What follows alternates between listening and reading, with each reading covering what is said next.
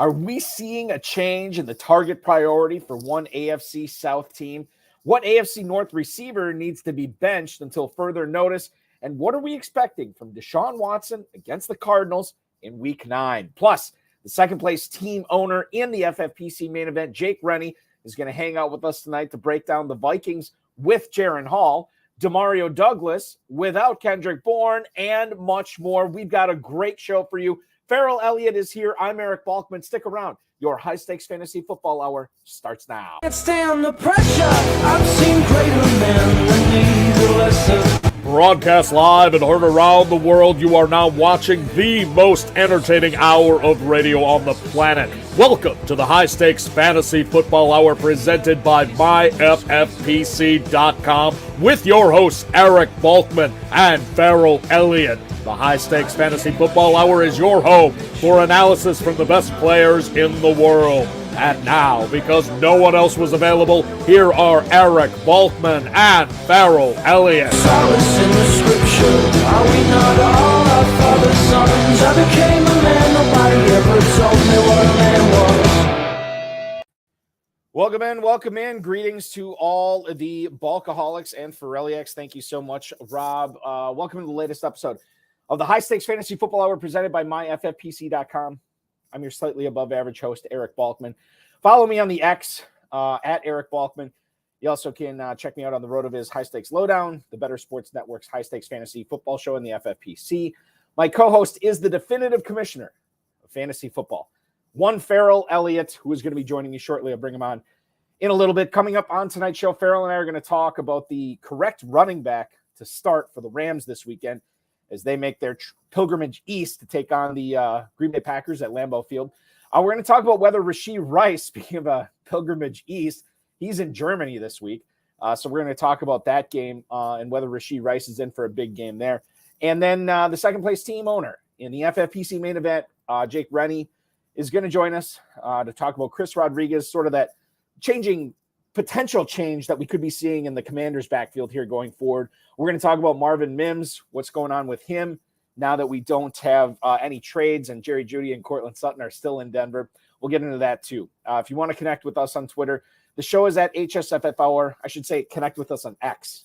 Another quarter in the jar. If you want to connect with us on X, at HSFF, at Eric Balkman. Check out the Kentucky Fantasy Football State Championship at kffsc.com. Post on our Facebook page at facebook.com/HSFF. If you have any questions for us, you can also email the show at highstakesfantasyfootball@gmail.com. We'll try to get to all your inquiries coming up later on in the fantasy feedback segment before we let you get on to enjoy your weekend here. Thanks to our audio engineer, my best friend Bryce, and our producer and our mutual friend Rob.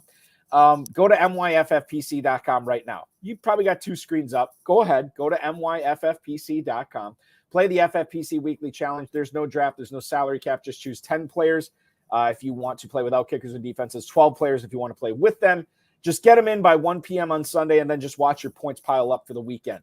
Only one player per team. $35 is the base entry fee. You can also enter for $200 and you can win up to $2,500. Another big announcement from the FFPC today. Global bidding is now available on myffpc.com, which means you can not only drop players from all your leagues, you can add players, place bids from all your leagues at the click of a button. It's really, really cool. If you go on your My Teams page, you can check out it's sort of like towards the right-hand side of the screen, towards the top, where it says global bidding, and you'll be able to click on that and make your global bids from there. If you want to know how it works, we just posted about a 5-minute tutorial on our YouTube channel that you can check out there. It's also posted on our X profile, so you can scroll through there and check out that 5-minute video if you want to learn how the global bidding process is going to work. It's going to make it easier for you if you have multiple teams, which I know many of you do. People are already saying, how much time this is going to save them on Wednesday night, Sunday morning. So certainly check that out again at myffpc.com. Remember to like this video, subscribe to the channel, comment on the video, share it with your friends and enemies, and get notified every time we go live. We are going live right now with the commissioner of fantasy football, the definitive commissioner of fantasy football. You follow him on the X at J. Ferrell Elliott. J. Ferrell Elliott, welcome into the program. Thanks for hanging out. Oh, buddy, I am so thrilled to be here. I wish I could tell you there was greatness to my lateness tonight, but I'm here though. You are here, which is the biggest thing. Like, who was it? Who said that 90% of life is just showing up? Something like that? I did.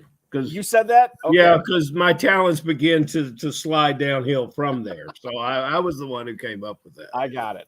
Okay. And I'm loving this global thing. I don't know the 5-minute tutorial, by 90 seconds in, I'd be calling in for assistance. But I have plenty of players that should be dropped globally. So I'm I think that's going to be a lot of it's going to make for a lot more fun, just because I know Fab can be a tedious process. But I know a lot of people are going to be digging that. I think it's cool. We're pretty proud of it, pretty excited about that at FFPC.com.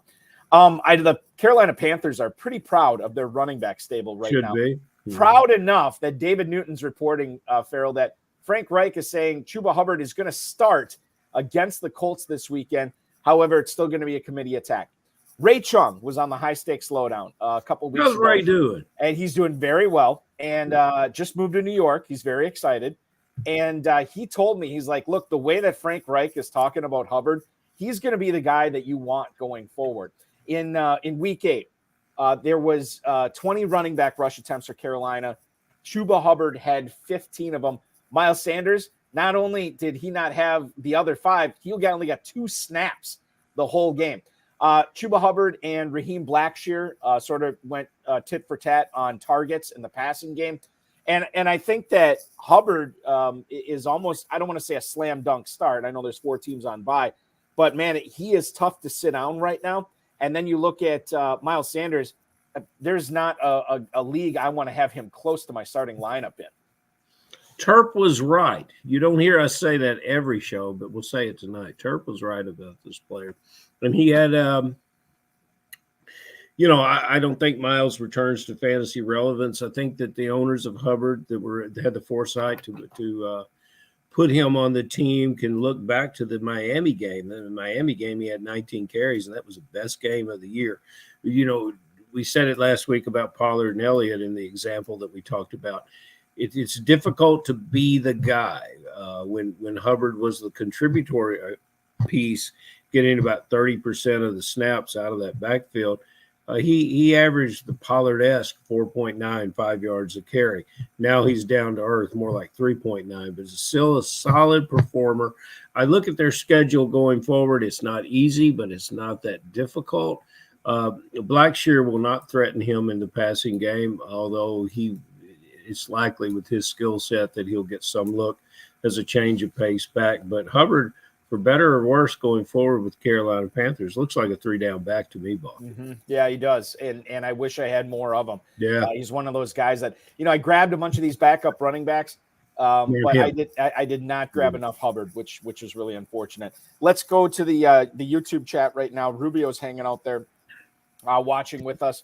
Who would you start this week? Sam Howell against the Patriots or CJ Stroud against the Bucs? Stroud is at home, and then Howell, obviously on the road. Close for me. I've been digging Stroud, but Howell's been coming on.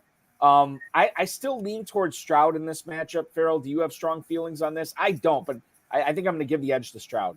I do. We talked Stroud in Houston last week, and the people that listened to us were bitten by our advice.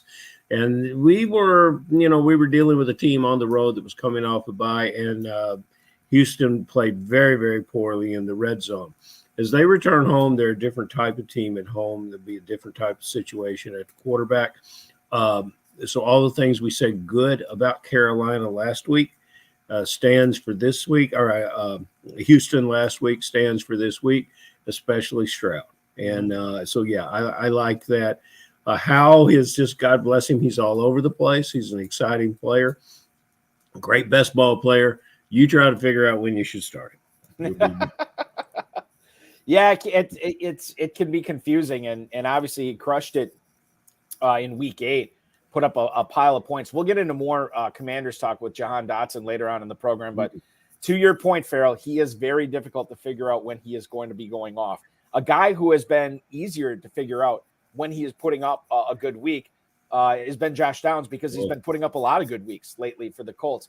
He's dealing with a knee issue. He did practice today, according to James Boyd. We bring this up because He was not listed on Wednesday's injury report at all. He was added to the team's injury report yesterday, and we never like to see that. The fact that he's practicing makes him a solid start, in my opinion. In the last 3 games, 23 targets, which is still behind Michael Pittman, but he's outshined Michael Pittman in a couple of games. I guess the guy who really loses in this scenario is Alec Pierce. But, Ferrell, we're looking at Gardner Minshew as the quarterback the rest of the way, and I think you can make a pretty strong case that Pittman is a nice second receiver for you, a great top flex. And then you can flex out Josh Downs as well. These guys look, I don't want to say every week plays, but the next closest thing.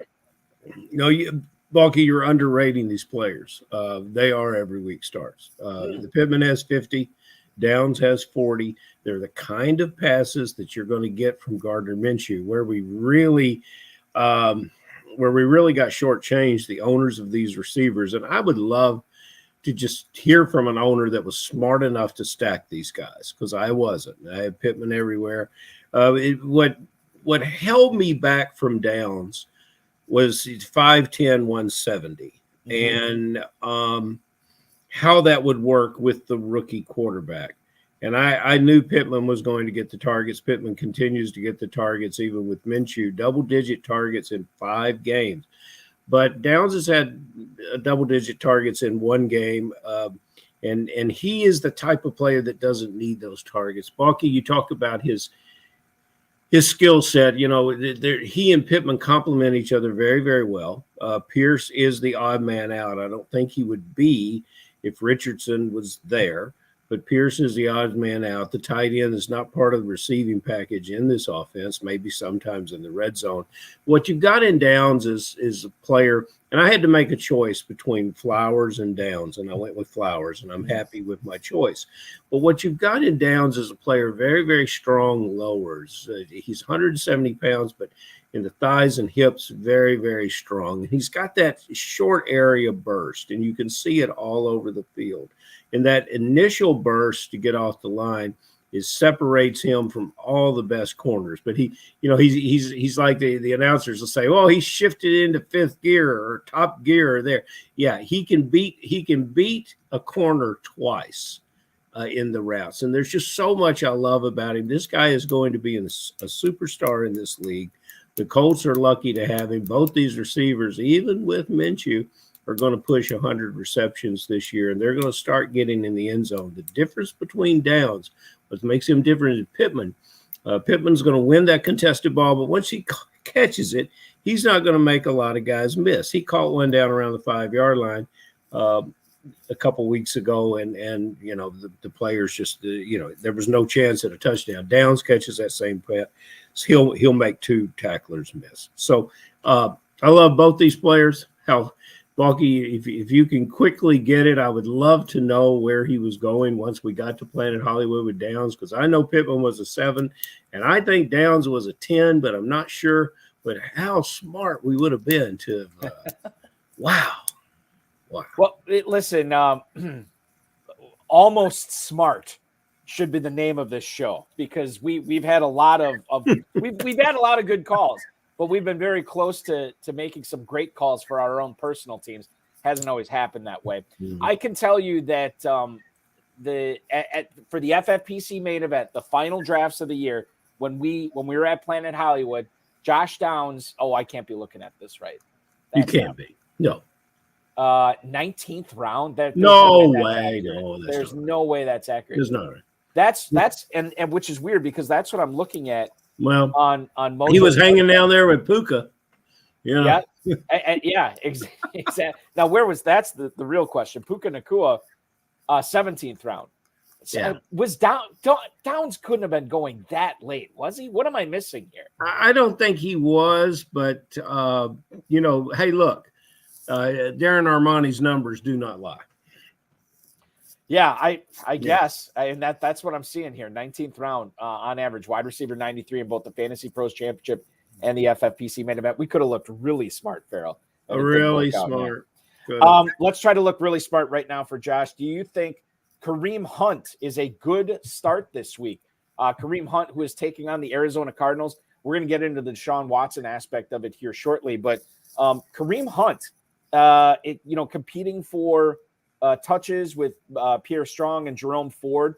Is he the Cleveland Browns running back that you want to play this week?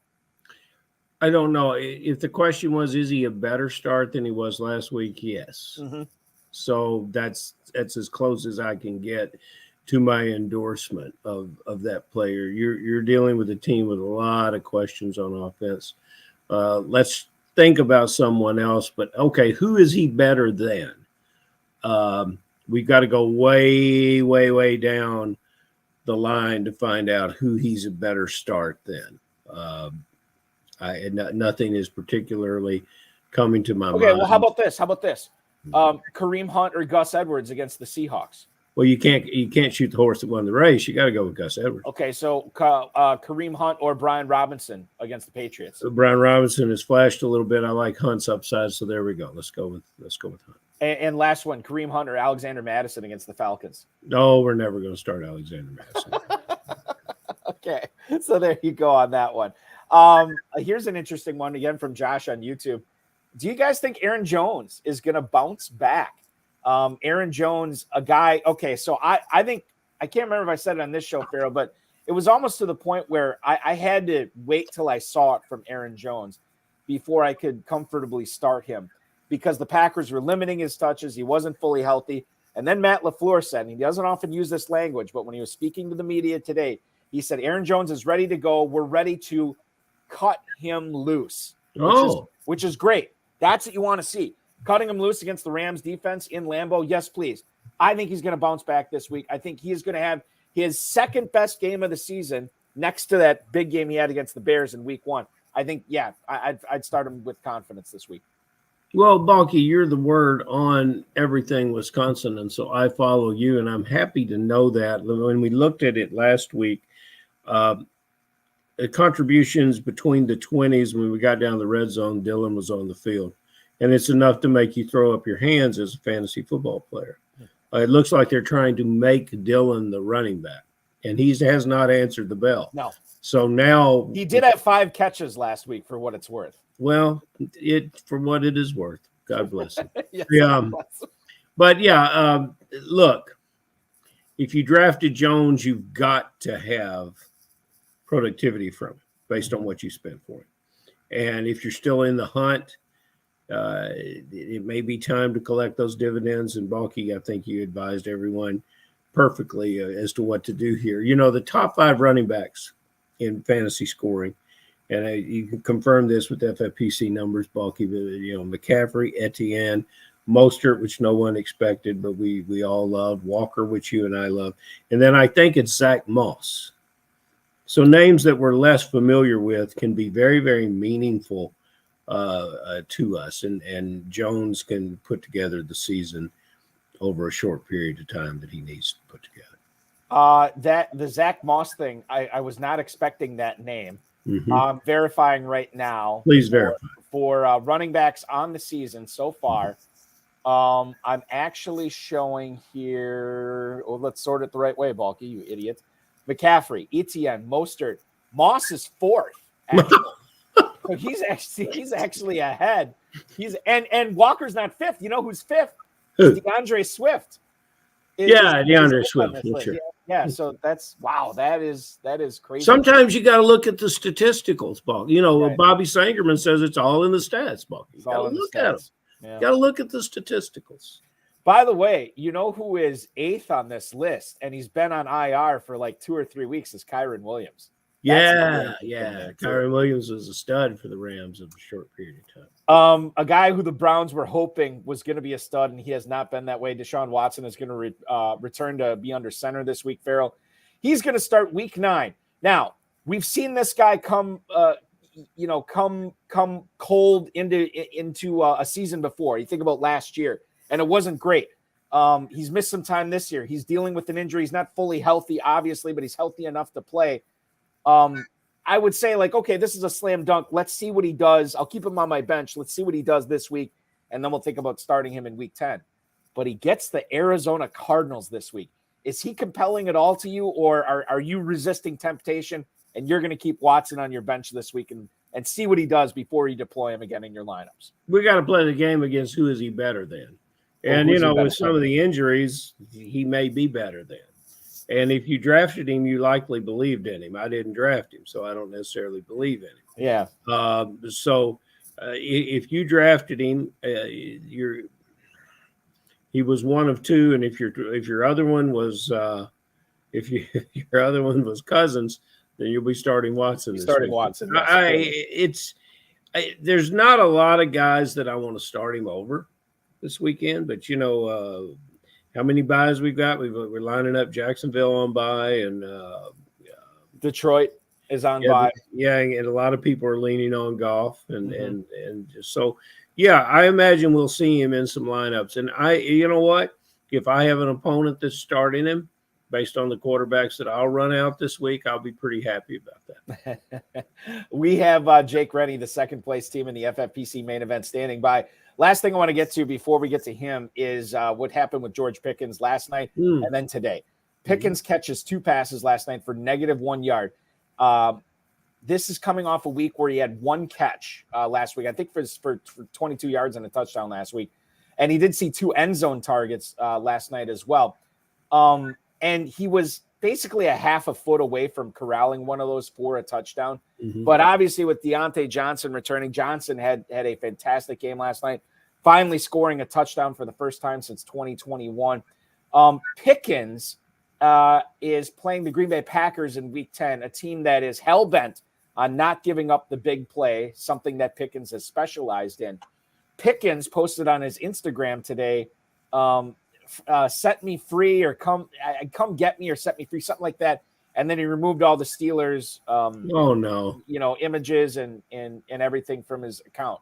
Now, the point, what do we do for fantasy? At this point, Ferrell, Pickens to me was already sort of like a fringe number 3 receiver, a fringe flex. And now, man, I'm finding ways to get him out of my lineup going forward. I don't like the way this is trending in Pittsburgh, and I don't like his reaction to what's happened the last 2 weeks to him either. I don't either. And he should have got his other foot down. He could have done his celebration and got more out of it. Okay, there's time to bring it together, and if anyone can bring it together, it's that coach in Pittsburgh. He'll get him with a little bit of tough love and his own feeling. That's a great team with excellent players, and I don't think this kid's ready to spin off the earth just yet. And he is a very, very young player. I think that we're seeing this more when you have such a talent at a wide receiver that defenses are going to roll towards that player. They're going to do everything they can to shut down that one player, and they're going to ask you to beat you. Go ahead and beat me with Deontay Johnson, especially when your number 1 tight end is not available to you. And, the Pittsburgh figured out how they wanted to win. I think the announcers broke it down very, very well last night. Matt Canada calls a game based on the fact that we want to win with defense in Pittsburgh and we want to score 20 points and win games. So, if Mr. Pickens might need to look at the fact that he is making contributions to the Pittsburgh Steelers, not trying to compare himself with Downs and Addison and Flowers to that degree that we love as fantasy players. Now, Pickens is like Spider-Man with the football. He brings, we just talked about Downs and Pittman, he brings elements of both their games and the better elements of both their games. He's a fantastic player. I think he was a bargain in the draft, and he was a bargain in the draft not based on talent, but because of how the intelligent players on the FFPC understand that he was going to, that his landing spot wasn't good. And so it's not good. So, someone, perhaps his agent might have to tell him the trade deadline is over. He set me free 2 days after the trade deadline. Yeah. So, timing is everything, Balky, Yeah, and George Pickens did not get his timing of his feet down or the timing of his employment down. Call Nate Burleson. Nate Burleson. Yeah, no toe drag swag on that one. Talk to me. Talk to him about the feet. Gotta get the feet down. Let's talk with our guest tonight, who we're going to bring in right now. He's a multi-league champion in the FFPC. He began this past week just 1 spot out of first place in the chase for $1 million in the Fantasy Football Players Championship main event. please help me in welcoming onto the program Mr. Jake Rennie. Jake, happy Friday to you, dude. How are you? Happy Friday. I'm doing good. How are you guys? Doing excellent. Doing excellent. Glad to have you on. I know that you have your former main event champion. What's it like when week 8 ended? You know you're about halfway through the season, halfway through the NFL season. Obviously, we're motoring through the regular season of the main event. You see your team name second place overall in the chase for $1 million. What's that feeling like? I mean, how could it not be fun, man? But that being said, it's been the most stress-free team I've ever had to manage. You just look at the lineup, and then I haven't made any changes for the most part, really. and sometimes that's the best way to. I mean, like we have seen a lot of. I shouldn't say a lot. We have seen a few former overall champions over the years draft really well. Depth wasn't all that great. But that made lineup setting easier, and it made team management easier too. So there is something to be said for having a stress-free path to $1 million. We'll see if you can finish the job. We're going to talk with you about who you plan on finishing the job and cashing that 7-figure payday. Before we get into that, Jake, can you tell us what you're doing for a living? I believe you're in Massachusetts, right? That's right. I am in Massachusetts. Been a Patriots fan. I work for a wedding company right now, doing private and wedding events, so it kind of makes watching football easier. At least. Yeah, like it's a Saturday night, you make sure everything goes off without a hitch, and then Sunday it's all about just laying around and taking in a fantasy football, right? Right. Hardly ever any weddings on Sunday, so right. Yeah, it's a good gig. It's a really good gig, Ferrell. And you're exposed to bridesmaids during this activity. That's correct. Man, you're showing up with that mustache.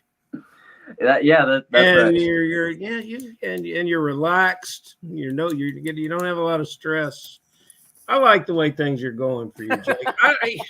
That's great gas, Ferrell, man. That's great gas. But I don't like anything about what's going on in Minnesota with the departure of our Mr. Cousins. And when I look at your roster, there's nothing you can do about your roster. You were smart enough to roster 7 touchdowns already from Jordan Addison. Congratulations.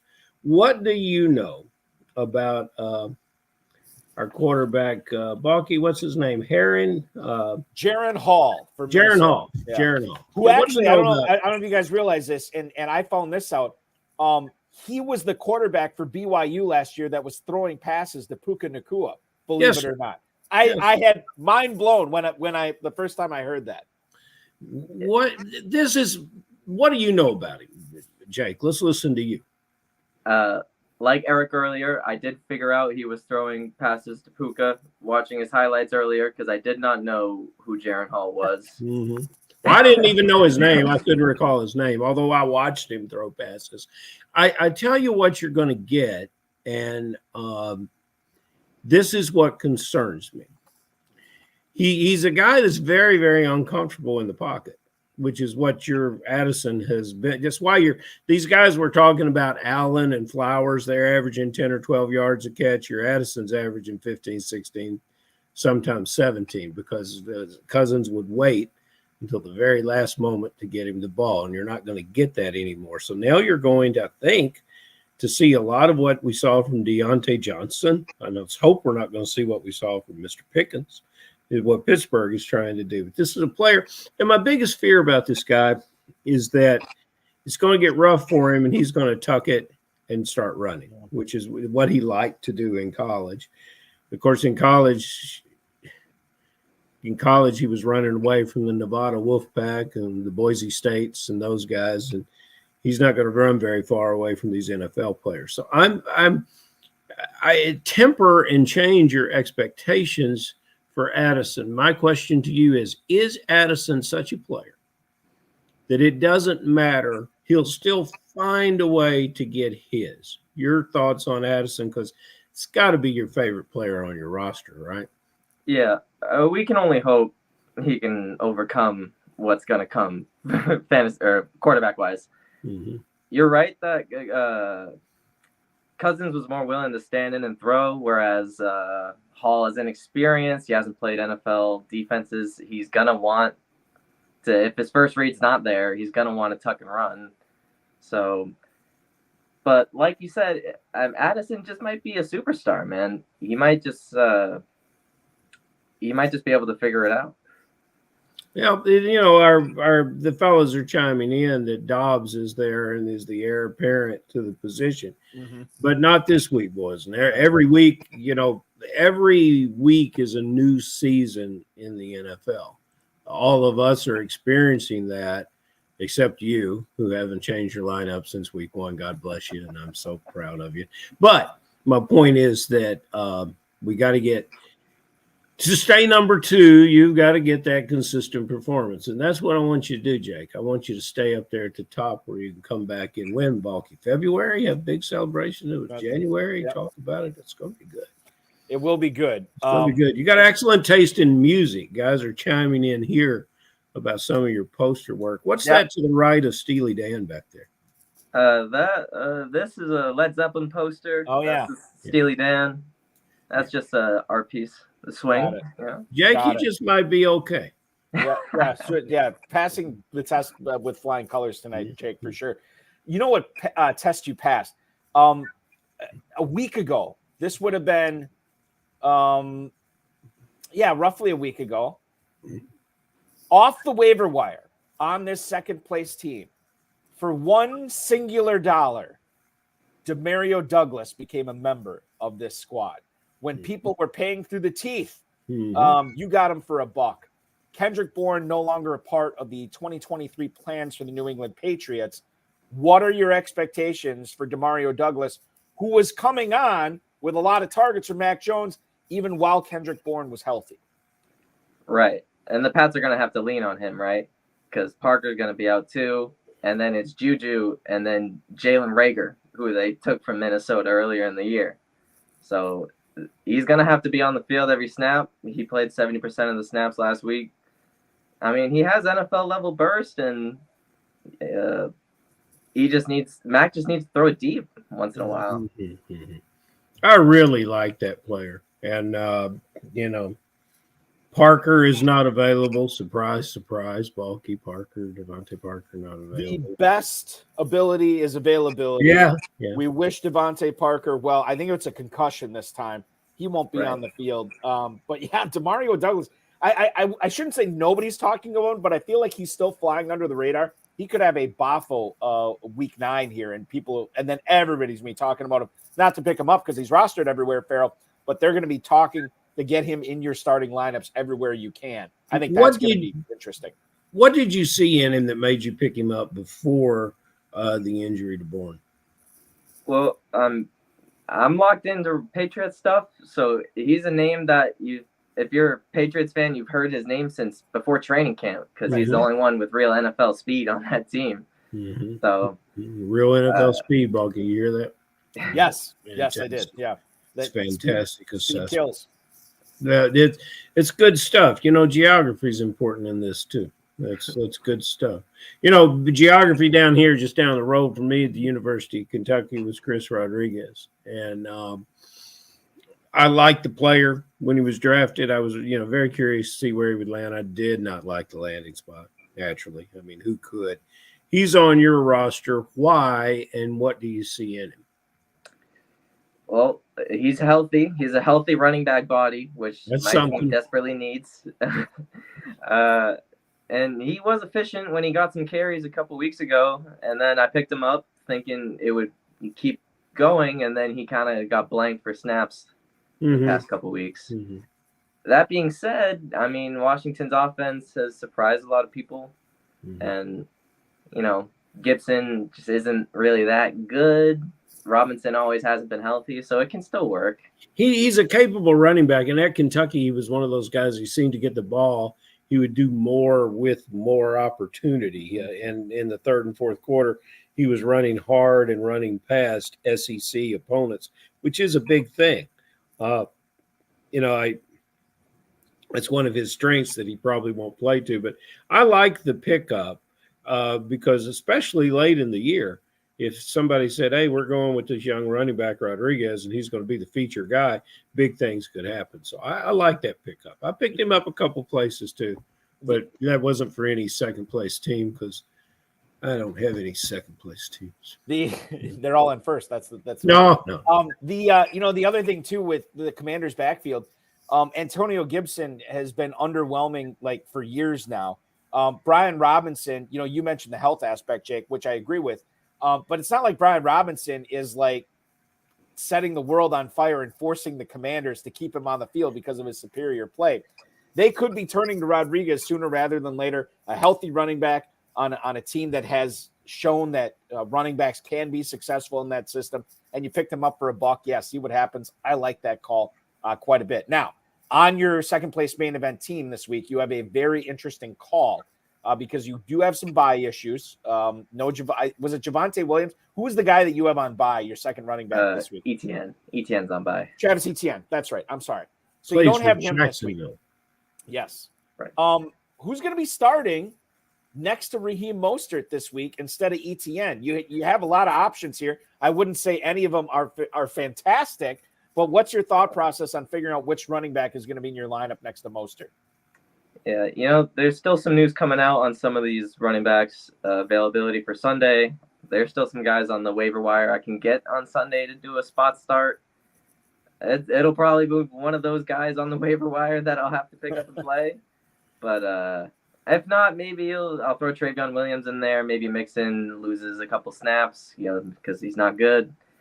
I don't know. It's going to be tough either way. Jake, let me ask you this. I'll ask a selfish question here. I'm battling a similar situation in one of my KFFSC leagues, actually, Ferrell, where I have one really good running back on my team. I have two really good running backs, and I'm missing one this week because of bye.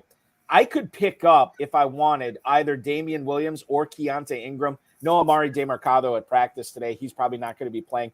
But it's the Browns, and that is a really, really tough defense. Are you expecting any kind of fantasy production from either one of those players? Right now, I don't have any bids in on either of those guys to pick them up, but I've gone back and forth on it. What do you foresee happening between Williams and Ingram this week, assuming DeMarcado misses? Yeah, I could be convinced with Keontae. He's kind of shown he can be shifty, and maybe still wondering on Kyler's going to play. Is there any news on that yet? Do we know? No, I think, what did I read that they're going to make the decision on the plane? I think Jonathan Gannon said something like that. Right? Yeah, it just makes no sense. I know today, Jake, and this is official. There was a Cardinals beat reporter that was watching practice.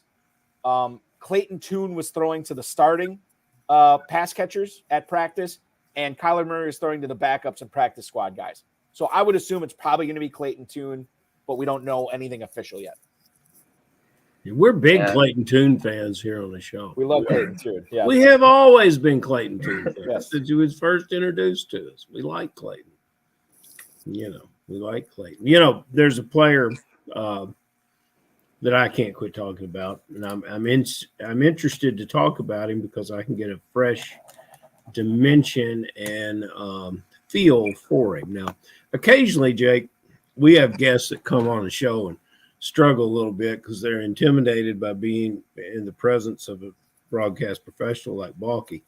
And I do what I can to make it, easy for them. But quite honestly, sometimes we write the questions, to throw you a big softball. And that's the way I think. Number 6 was a softball question, and you're not getting it that way. There's some question about who do you like better, Flowers, Bateman, Beckham. I mean, my girlfriend Bobcat could pick out that choice. So, I mean, so we're okay. So what I want to know is, how long ago did you get tuned in and turned on to Flowers? Because Flowers is excellent there. It's your local university, apparently. Right? That's right. Boston College. And who did he remind you of? And was he your go-to, gotta have rookie receiver like he was for me? I think Flowers is a really interesting player because I think most of the people were saying he was kind of like Antonio Brown coming out in a way, kind of that smaller size, but could still attack at all levels and could be successful. But yeah, I mean, he was someone, he didn't really rise up draft boards during draft season that hard. That's because Boston College were all, they all kind of went around the same place. So I feel like you had to attack. Yeah. Well, there's a lot of rookies that we're talking about that we wish we had grabbed. At some point you got to say, oh, I got too many rookies, right, Balky? I mean, how many can you get? Yeah. And this year you couldn't have got, it just stack them up, because how fascinating it was. I feel that Flowers is Tyreek Hill waiting to happen. Am I wrong? Spicy. I love it. I love that. During the drafting season, Ferrell, you just jogged my memory. For a while, all three of those Ravens receivers were all kind of bunched up. Flowers, Beckham, and Bateman. And then I want to say probably without about a month to go in drafting season, maybe it was more like 5 or 6 weeks. Then we saw the separation where Flowers was going 2 rounds ahead, 3 rounds ahead of those other guys, but still not as far ahead as he should have been going because he's been having a fantastic season this year. Another rookie receiver that I did see flying up draft boards, and this was happening in mid-August, is Marvin Mims. Everybody was excited to draft Marvin Mims as their 5th receiver, 6th receiver, because the pathway to success went through Jerry Jeudy and Courtland Sutton, and those are very wide, expansive highways to get through, right? And it was there. It was all there for Mims. We were counting down the days, or Marvin Mims owners were counting down the days, Jake, until the trade deadline, because one or both of those receivers were definitely going to be moved, right? Yep. Neither one of them was. Now that we know that as long as Jeudy and Sutton are healthy, they are going to be playing the duration of the 2023 season in Denver for the Broncos. Is Marvin Mims actually cuttable right now, or is he still a player that you want to keep around just in case something happens with Jeudy or Sutton? I don't think you can cut him yet. I mean, it hasn't been good. But, I think you just have to stick with the talent. He's done a little to, to keep you in. That being said, too, there was the third Broncos receiver got injured recently. Was it Brandon Johnson? Brandon. Yeah. Yep. Brandon, good receiver. It's very impressive that you recognize Brandon there. Oh, Jake's he's all world, man. He knows this. Yeah, he's all world. He's all world. When John Lennon leaned in and sung "It Can't Get Much Worse," and you have to admit it's getting better all the time. It can't get much worse. That's where we are with Mims. I don't know how to ask question number 8. It's a standard bottom line necessary question.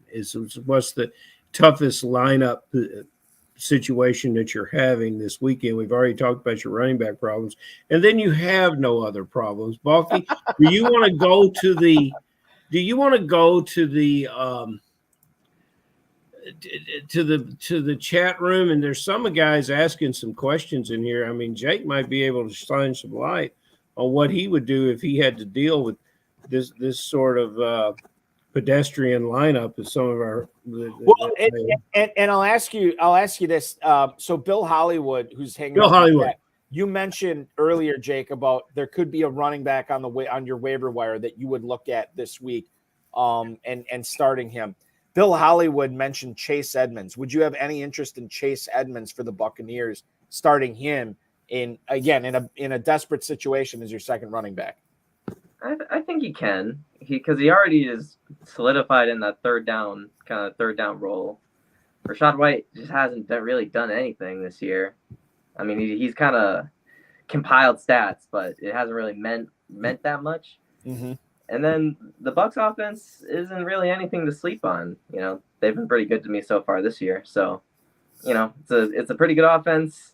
Chase Edmonds not a super talented player, but he still has a little bit of burst. I think you can still pick him up. And we're talking about a 1 week thing here too, which I think we need to drive that point home too. It's not like we're picking up Edmonds for the duration of the season or anything like that. We're trying to figure out we're trying to catch lightning in a bottle here. And that can be very difficult with running backs in the waiver wire. I'm in the same predicament in the league I already told you about, and a couple other leagues. It's not great either, but we'll get through it. We'll do it together. That's the way we always do it on this show. A couple of emails that rolled in for you here, Jake. Jeff in Bourne, Texas. Hey, Jake, are all 3 Denver running backs worthy of being on my rosters? Jeff in Bourne, Texas. We appreciate you, man. Thank you for emailing in. McLaughlin, Javonte Williams, Samaje Perine. All 3 of those guys are not playing this week. They are on a bye. Very, very difficult to keep them on your roster. Now, I don't think Jeff is asking about keeping all 3 on the same roster, but are all 3 of these guys roster worthy for you going forward, Jake? I mean, yeah, probably. I mean, that being said, I mean, one of them's probably going to get cut out as the season goes on because Javonte's getting healthier. I think they're planning on using him more and more. So maybe one of the other guys, maybe Perine, maybe McLaughlin get cut out. But I think you can maybe for a couple more weeks. Who's our guy, Balky, that always says never release a running back? Adam Krautwurst. Adam Krautwurst. Krautwurst. Krautwurst is right about some things. I don't know. But, I suppose you're waiting for Williams to return to injury for him, and then those other guys in that juggernaut Denver Bronco offense. And then Williams is beginning to get it. He's beginning to look like the Williams we expected. So it's good stuff. And we knew it was going to be a process, right? We knew it was going to be a process for him to get all the way back, and he's getting there. Like, there were so many people just falling all over themselves talking about Jaleel McLaughlin at the start of the season and even in early October. You haven't heard that same buzz lately, and Javonte Williams is a huge reason for that. Ed in San Diego writes in, what happened to Tony Pollard this year? Thanks in advance. That's Ed in San Diego. Last night on the Better Sports Network on the High Stakes Fantasy Football Show, Dave Tripoli was on. And Dave Ferrell, as you know, the biggest Tony Pollard guy out there. And it was like he was giving a eulogy at a funeral last night, talking about Pollard. He's like, I don't know, man. It hurts. I own him everywhere. He was of the opinion, Jake, that once Pollard had the opportunity to be the guy on that Dallas offense, he could be a top 5 player. He was going to average 8 yards a carry. Exactly. He was the greatest player that ever. And talked about him being potentially the number 1 overall running back. It's not happening for him. Do you have? I know you have Pollard on a few of your teams. Do you have any, response or any sort of guess as to why things have been so mediocre at best for Tony Pollard in Dallas this year? Well, I think some of it has been game script driven. The Cowboys have had some funky game scripts where they just let off the gas late or they're getting smoked. So that being said, Pollard still hasn't looked that great. He's, he needs to score touchdowns if he wants to be, be near the top of the fantasy. He came in and it's just, we've just been saying this so long, and we fight with Terp and it falls on deaf ears, but he came in with a different level of responsibility, and being a change of base back is one thing, being the lead back is another thing, and Dallas is looking for wins. Now, here's the thing about Pollard. He's going to be better down the stretch than he's been so far. And that's my opinion on Pollard. But I would have, poor Dave Turb. I hope you guys didn't push him around too much. Yes, What about this comment from Rob Phillips? As I recall, Dave also liked Antonio Gibson this year. I don't remember that. Is that true, Ferrell? Yeah, I don't ever remember him liking a member of the Foreskins, but right, yeah. He possibly could have. Rob asked a very interesting question coming out of New York. Maybe as an East Coaster, our guest could handle that one. I have my opinion.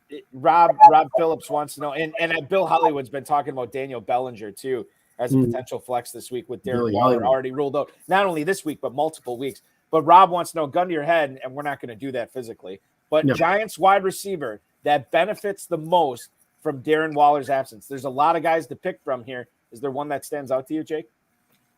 It'd be Wandale for me. Wandale Robinson. Yeah. Pride of Kentucky.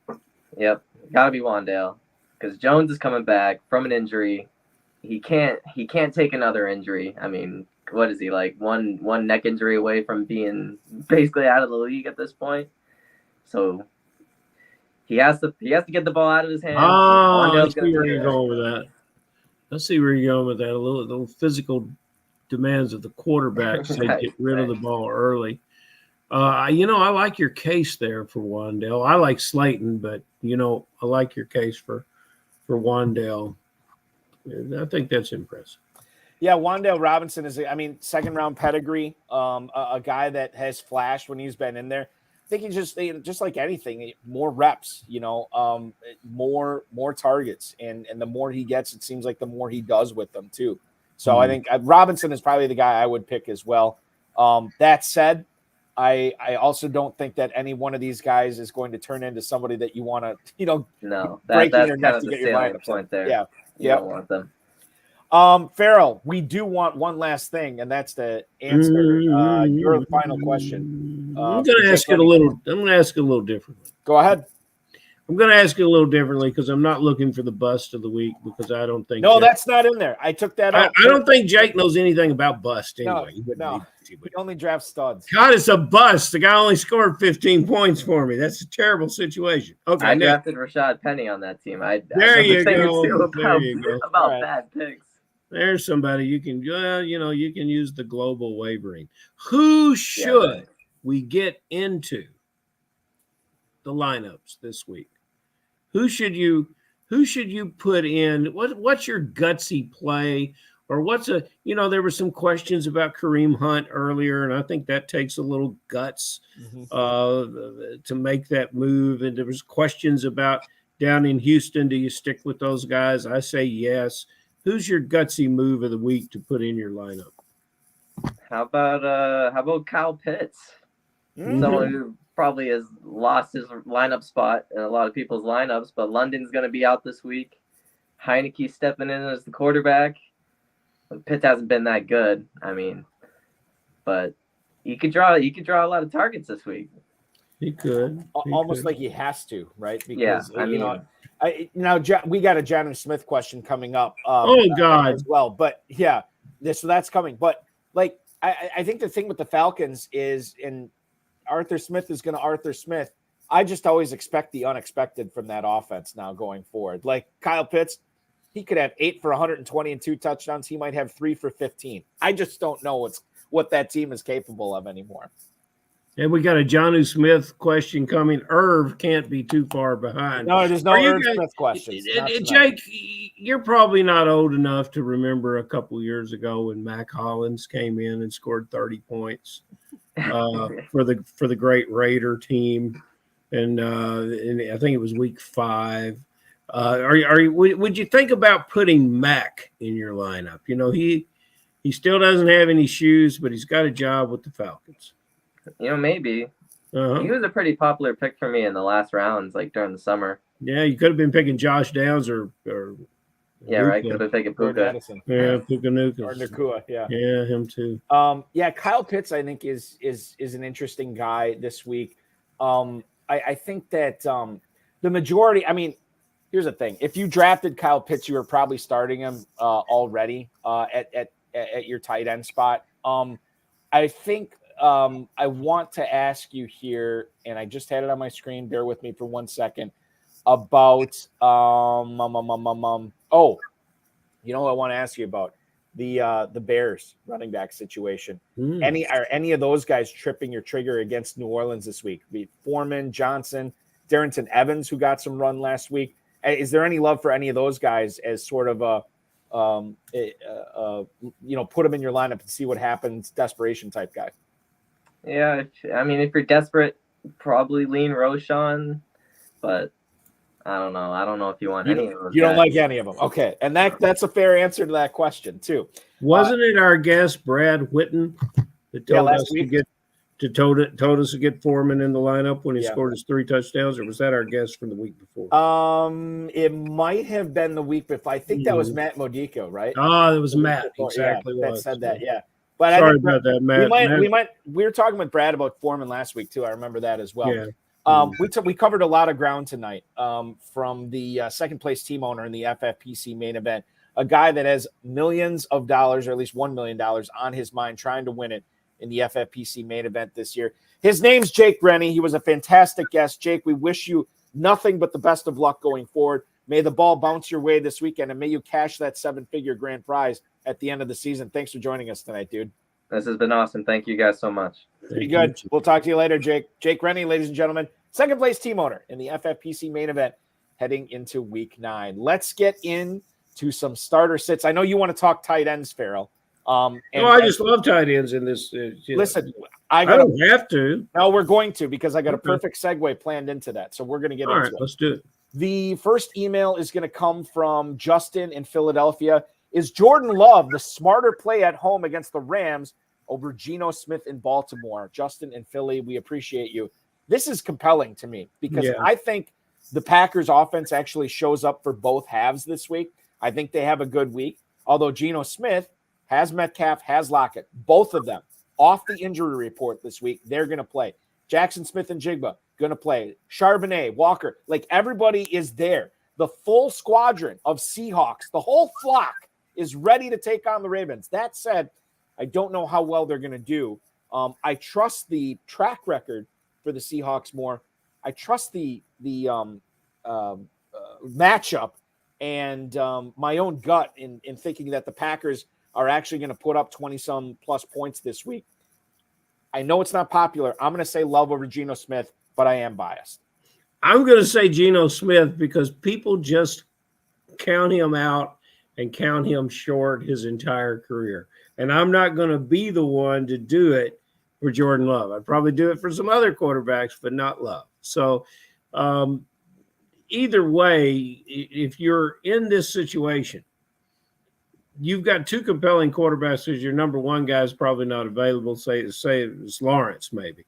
You've done a good job giving yourself options. Let's just put it that way. Mm-hmm. I think that I obviously could be wrong on this too. I mean, the if you look at what the Packers have done, no first half touchdowns in like 5 weeks or something like that. It's been insane. I'm telling you, I have a feeling this week, and I think Love turns it on, and I think he outscores Smith. Very, very close. Mm-hmm. Get to the next email here. Randy in Dayton. Hey, fellas, which backup running back should I start this week? Royce Freeman at the Packers or Zach Moss at Carolina? Thank you. That is Randy in Dayton. Do we know, Ferrell, that, I mean, is Royce Freeman going to be the backup? Randy, go look at those statisticals. Yes. Go look at your statisticals. Right. Zach Moss is your guy. So the thing with Moss is like, and I feel like we've said this the last couple of weeks, Ferrell, that Moss and Taylor were both startable. Yeah. And yeah, Taylor's been getting the lion's share of the carries, but Moss has been very efficient with his guys as well. I'm with his touches as well. I'm with you on this. I think it's Moss, even though the Packers rush defense has been bad this year. I still think it's Moss over Freeman this week. So you and I are of accord of similar accord there. Fred in Grand Rapids. Hi, Ferrell and Balky. Would you roll with Jahan Dotson or Rashee Rice this weekend? Now, Rashee Rice doesn't really matter if it's a home game or not because it's sort of a road game for both the Chiefs and the Dolphins. They're playing in Germany this week. Rashee Rice is. Jahan Dotson is going up against the Patriots on the road. And that is interesting. Well, that matchup is not interesting, but the Dotson aspect is interesting because this is a guy that's been on the come up. He's been slowly. He looked like a massive bust 4 or 5 weeks ago, and now he's slowly starting to rebuild his value. Ferrell, which one would you rather play this week? Is it Dotson or is it Rice? If you get off X and go to Instagram, you'll find all these guys popping up to tell you not to overthink things in your life, Balky. Do not overthink this one. Rashee Rice, you asked me weeks ago who the emerging receiver would be. And I want to roll back the script because I'm hoping you said if it's in addition to Rice. I think we agreed. And I said Tony, and Tony is still waiting to emerge. He's actually still being waited. He hasn't even gone into the deep end yet. Rashee Rice is diving off the high dive, man. Get Rashee Rice in your lineup. He'll find the end zone over there in Germany this weekend. Over Dotson, you would still play. Oh, yeah. Dotson. Easy. It's easy choice. Don't even think All right, so I won't think about it. Don't even think about it. I'm going to play Rice then. I'm going to play Rice. I was kind of on the fence on this, but if I'm not allowed to think, I'm just going to go with Rashid Rice. Rashid Rice. I listen to my co-host, ladies and gentlemen. Final email we have this week is from Rick in Salida, Colorado. I'm in a tough spot at tight end for week 9. Would you play Hunter Henry over Jonnu Smith? Oh, with you Drake are. London probably not playing. Keep up the great work. That's Rick in Salida, Colorado. Well, officially now we do know that Drake London is not playing this week. It will be the Jonnu Smith, Kyle Pitts, Bijan Robinson, perhaps Mac Hollins show against the Vikings this week.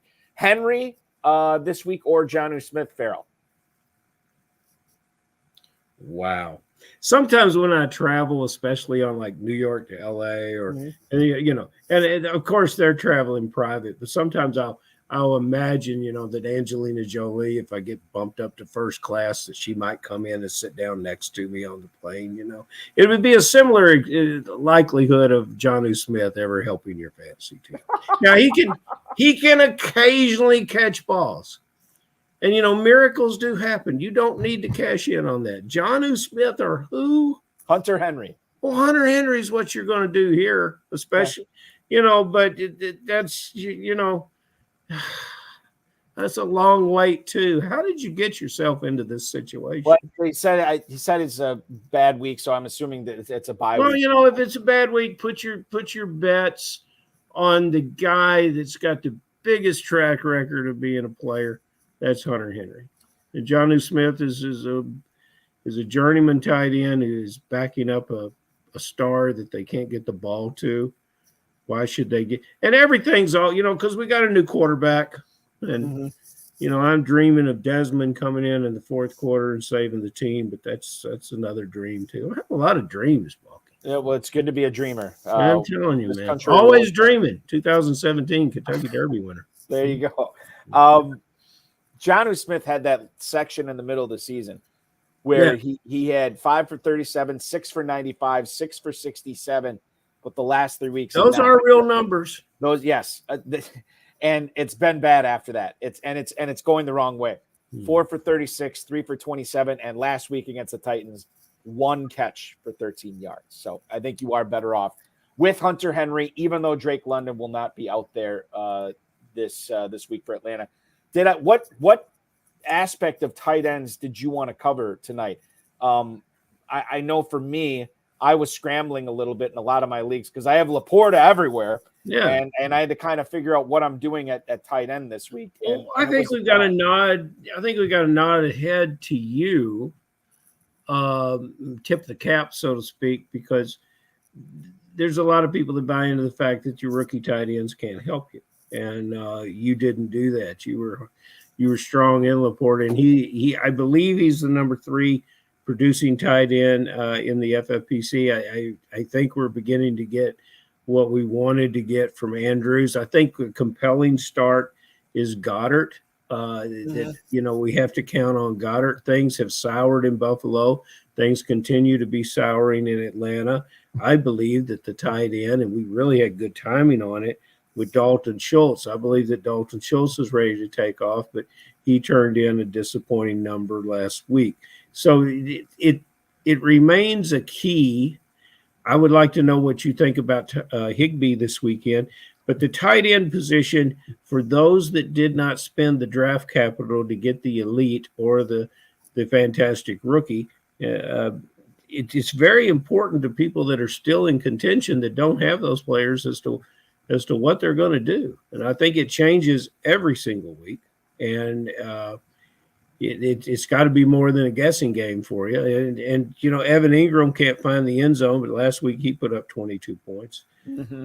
And hopefully when he comes through the bye weekend, he'll be putting up more. So I just think it's the most compelling position in the FFPC. And I think I'm waiting to find a late season riser, a guy that if we looked at double-digit weeks, we could say, well, after we hit week 10, that guy was in the top 5, and maybe that guy could be Goddard. I don't know. It could be, who else it could be if he keeps up this pace and he's got a ways to go. It could be Dalton Kincaid too. Mm-hmm. Could be Logan Thomas, who I poo-pooed your idea Logan Thomas, and he's been he's been a good contributor. Number 13 for tight ends in the FFPC this year, and he could be in the top 5 from now through the end of the season. Now, here's a guy who's actually closer than both of those guys to the top 5 right now. And I don't know if you have your figures in front of you, but the guy who is 7th in scoring for tight ends this year in the FFPC, he's behind Kelsey, Hawkinson, Laporta, Andrews, Engram, Kittle. Who is number 7 on this list, Ferrell? Good question. Is Jake Ferguson moved that quickly up? Ferguson is he's outside the top 15. Ferguson's still down. Oh, goodness, Balky, dead air. I don't have an answer for you. Cole Kmet. Okay, well, that's our boy. That's our boy. Now, Cole will do that to you. He'll throw you up some good numbers, and then he'll throw you a 0. When's his last 0? Was it last week or the week before? Last week he had 22.9. So it's a good week last week. The week before? He had 0 against the Raiders. So he'll throw those out there, and a lot of that's quarterback and situational dependent. You would have to think, since the young rookie quarterback is in, he had a 0 the next game. It looks better, and you would have to think that it's going to continue to look better. Right. Yeah. You think back to where we were drafting these guys, the order we were drafting them in, and you look at how, and again, it's a long season. We're basically halfway through the NFL season. But you look at Sam Laporta, number 3. Cole Kmet is number 7. Logan Thomas is 13 on this list right now. Jonnu Smith Farrell is 15th. I'll just put that out there right now. With a bullet. Where's Irv? Yes, Where is Irv? He's way down. We need a number. He's surely on the chart. He's not on the chart I'm looking at. I'm looking 28, at 20. No, he's lower than that. He's got to be. What did I say? Logan Thomas was 13. So you're looking at. I mean, my God, Irv, Farrell. Irv was the tight end poster child for the pros during the pros versus Joes, if you will recall. Just want to throw that out there. Good to be a Joe. He is outside the top 50 right now. 19.7 points for the FFPC. He's had a moment or two. Yeah, and everybody's asking about Jelani Woods, Farrell. Any insight into that? I don't know. I think he's re-enrolled at Oklahoma State, but he's out of eligibility. I really don't know. Graduate assistant. You've got these. He was Oklahoma State, was he not? Look it up. I could be wrong. So. A wonderful target athlete at a bad landing spot. He needs to pray for free agency, but there's something about his game, his ability to get open, stay open. Just because a big guy who's the most athletic target that played at Cincinnati, who's now with the Jets. What was that kid's name? Number 87. Good player. Good. Went to Auburn. Name escapes me. He's on the Jets roster right now. Maybe one of the guys can help us out. Hold on. Tight end for the Jets, are you talking about? Tight end for the Jets now, previously at Cincinnati. Yeah, exactly. Driving me nuts. I can see not just me. And I don't have any kids, Balky. I don't have the worries you have. This is the problem. He dyed his hair blonde for hard. Dyed his hair blonde, natural will get you further, is all I'm pointing at. He's a really smart guy. And everything about him, you look at him and say, that guy should be a tremendous. CJ Uzoma. Yes. That's who it was. CJ should be a tremendous contributor at the position, but his career didn't work out where he had the right landing spot. It's the same reason Irv Smith. I know you're picking on Irv Smith, but nobody can be productive at that position. In Cincinnati, when Hayden Hurst caught all those passes, he still had an 8-yard average because Burrow would get him. Yeah, it's a whole other story. We talk all day about it. It's difficult.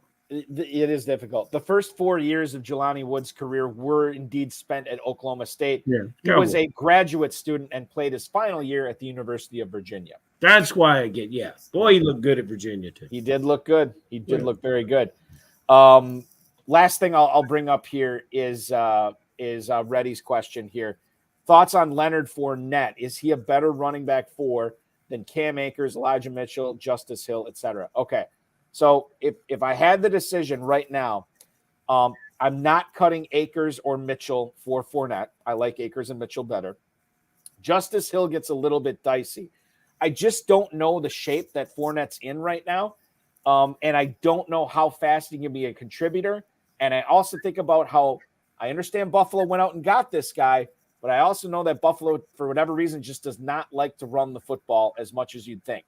And so for that reason, I think it's sort of a toss-up between Justice Hill and Leonard Fournette. Maybe I lean towards Fournette because he's the mystery box, but I don't know, man. It'd be tough. If you got your spot on the roster, use the global waiver wire. Get him for a couple bucks, see what he does, and maybe you found some late breaking gold. But yeah, that's how I would handle Fournette. That's how we handle the show. The High Stakes Fantasy Football Hour here every Friday. It's going to. We got to go already. We got to go already. Yeah, my wife is out of town this weekend again, so my mother is watching my kids right now, so I got to get home to her. But Ferrell, it is. I'd be remiss if I didn't say how much I enjoy these Fridays with you and enjoy talking football with you. Great guest tonight, Jake Rennie, and I can't wait to do it again with you next week. You know what? If Jake wins the $1 million, I'm interested to know what his vinyl collection will look like, because I think he'll go buy some vinyl. Jake's an old soul, you know. A lot of Steely Dan, a lot of Led Zeppelin. Yeah, giving him a little insight. Two good choices. Ferrell, we will check out the Kentucky Fantasy Football State Championship at kffsc.com, and we will talk with you next week. Thank you, sir. Ferrell Elliott, the definitive commissioner of fantasy football. Want to thank him. I want to thank our guest tonight, Jake Rennie, the second-place team owner in the FFPC main event. I want to thank the FFPC, Rob Bryson, and, of course, each and every one of you.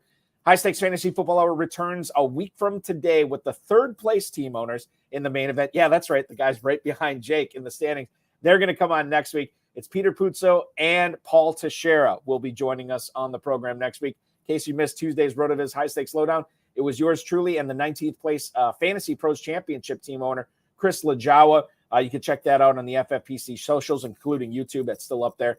Show returns this Tuesday night at 10 p.m. with Mark Davidson, guy who's been on this show before. He's the owner of a top 40 team in the Fantasy Pros Championship as he's chasing a $1 million grand prize as well. In case you missed last night's High Stakes Fantasy Football Show on the Better Sports Network, no worries. It is on the FFPC YouTube. It's on the BSN YouTube if you want to watch that back. Dave Terpoli from the FFPC was my guest this coming Thursday. We're going to go live from 7 until 9 with 4 for 4's John Daigle. It'll be me and him chopping it up for 2 hours. Always love doing shows with that dude. Remember to go to myffpc.com to play in the FFPC Weekly Challenge. No draft, no salary cap. Choose the 10 or 12 players that you want to roll with. No stacking, 1 player per team. And once you choose your players, you just watch them pile up the points, and you can win as much as $2,500 this weekend. As little as $35 to enter. You can also enter for $200 as well.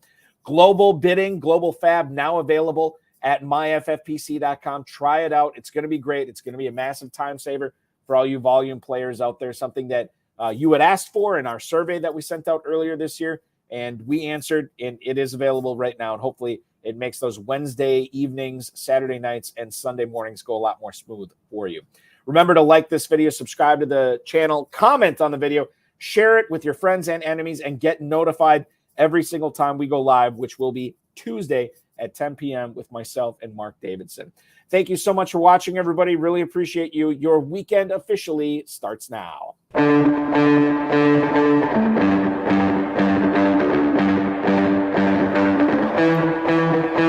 This has been another episode of the High Stakes Fantasy Football Hour presented by myffpc.com. It was broadcast live and was watched around the world. Balky and Ferrell will be back next week with more analysis, more interviews, and more advice from guests much smarter than they are. Thanks for watching, and we'll talk with you again next week. Two things I have to remind you of. Number one, 9:30 a.m. kickoff from Germany. Chiefs and Dolphins. Get those lineups submitted Saturday night or very early Sunday morning. That's the bad news, that you got to make sure you make an adjustment to your schedule. Good news is, for those of you who observe it, daylight savings time, we're falling behind, so you'll get that extra hour to submit lineups or prepare or whatever you want to do. You can do that as well. I'll leave it up to you. Spend your time how you will. May the ball bounce your way in week 9. We'll talk with you again next week. Thanks for watching, everybody.